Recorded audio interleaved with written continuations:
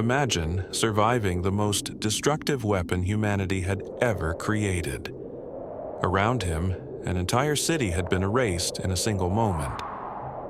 The streets were silent, the buildings were gone, and the world he knew had turned into ruins.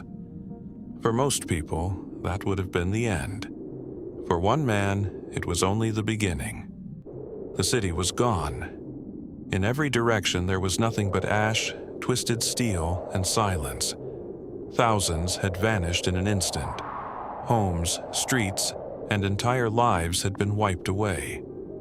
All that remained was one stunned survivor, staring at a world he no longer recognized. He should not have been alive. The blast had torn through the city with a force no one had ever seen before.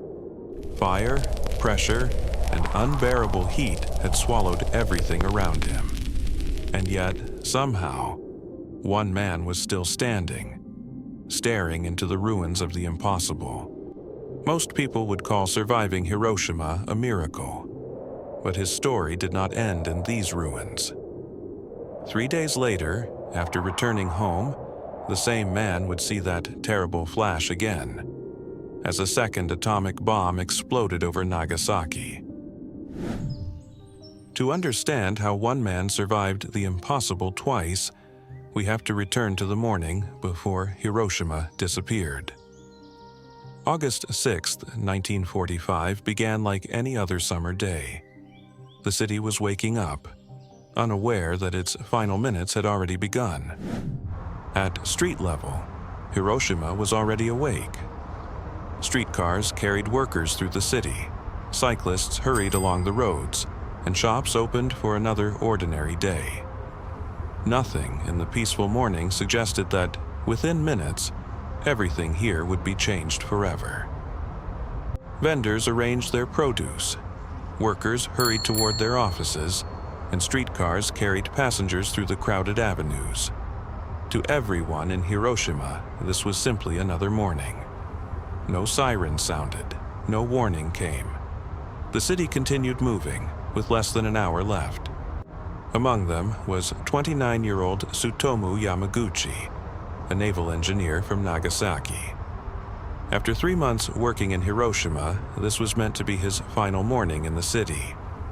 By nightfall, he expected to be traveling home to his wife and infant son. Yamaguchi had spent 3 months in Hiroshima, working as an engineer for Mitsubishi and helping design oil tankers. His assignment was finally complete. That morning, he expected to collect his belongings, meet his colleagues, and begin the long journey home to Nagasaki. But first, he had one last task. On his way to the station, Yamaguchi suddenly realized that his personal identification stamp was missing. With his train waiting, he turned back toward the shipyard to retrieve it. It seemed like a minor inconvenience. Instead, that decision placed him directly in the path of history. Yamaguchi returned to the shipyard, believing he had only delayed his journey by a few minutes. Around him, workers continued their routines beneath a calm summer sky. He had no reason to look up. High above Hiroshima, an American bomber was already approaching. At 8:15, Yamaguchi looked up. A B-29 bomber crossed the sky above Hiroshima. Beneath it, 2 small parachutes drifted downward. He had only a moment to wonder what they were. Then, the morning vanished in a blinding white flash. The flash came first, brighter than anything he had ever seen. Then came the heat. A violent wall of pressure tore through the shipyard, shattering buildings and throwing debris into the air. Yamaguchi dropped toward the ground as Hiroshima disappeared behind fire, dust, and darkness. For several seconds there was no city, only darkness, dust, and the sound of his ears ringing. The blast had thrown him to the ground. His face and arms were burned, and his hearing was damaged. Yet, beneath the falling ash, Yamaguchi realized something extraordinary. He was still alive. Burned, half deaf, and barely able to understand what had happened, Yamaguchi forced himself back onto his feet. The shipyard had become a field of wreckage. Through smoke and falling ash, he began searching for his colleagues, unsure whether anyone else had survived. Among the ruins, Yamaguchi found 3 of his colleagues alive. None of them understood what kind of weapon had struck the city. They only knew they had to escape the fires spreading around them. Together, wounded and exhausted, they searched for shelter before darkness fell. That night, Yamaguchi and his surviving colleagues took refuge inside an air raid shelter. Outside, Hiroshima continued to burn. Inside, there was no medicine, no explanation, and almost no hope, only darkness, pain, and the terrifying question of what they would find when morning came. When morning finally came, Yamaguchi stepped out of the shelter and saw what remained of Hiroshima. The streets he had known were buried beneath ash and twisted metal. Fires still burned across the horizon. Wounded and exhausted, he began walking toward the station, determined to find a way home. The journey to the station led through miles of fire, rubble, and human suffering. Yamaguchi could barely walk, yet somehow he reached the railway. Against every expectation, a train was preparing to leave Hiroshima.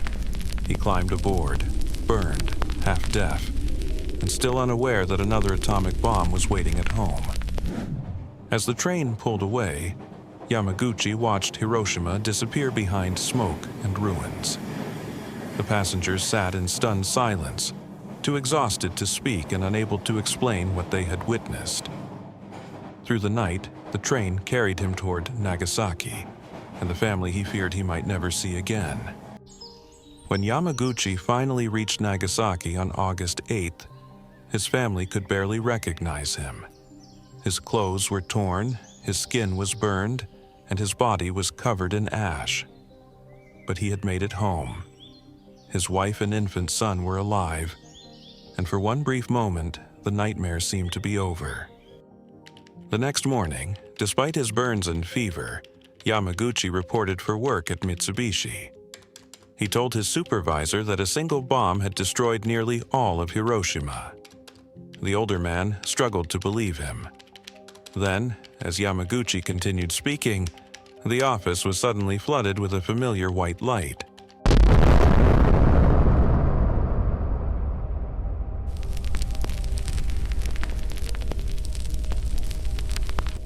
When Yamaguchi emerged from the damaged building, Nagasaki looked horrifyingly familiar. Once again, streets had vanished beneath fire, smoke, and shattered concrete. Only 3 days after surviving Hiroshima, he was standing inside the ruins of a second atomic city. Against every possibility, he had survived again. Yamaguchi moved through the shattered streets, searching desperately for his wife and infant son. He had survived a second atomic bomb, but he still did not know whether his family had. When he finally found them, both were alive. In 3 impossible days, death had passed over the same family twice. That night, Yamaguchi sat beside his family inside a crowded shelter. They had survived, but the danger was not over. His burns worsened, fever spread through his body, and no one yet understood the invisible radiation surrounding them. Still, for the first time in days, they were together. Tsutomu Yamaguchi lived for 65 more years.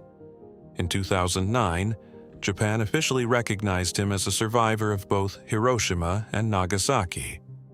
He used his remaining years to warn the world about nuclear weapons. One man survived 2 atomic bombs. It sounds impossible, but it is true.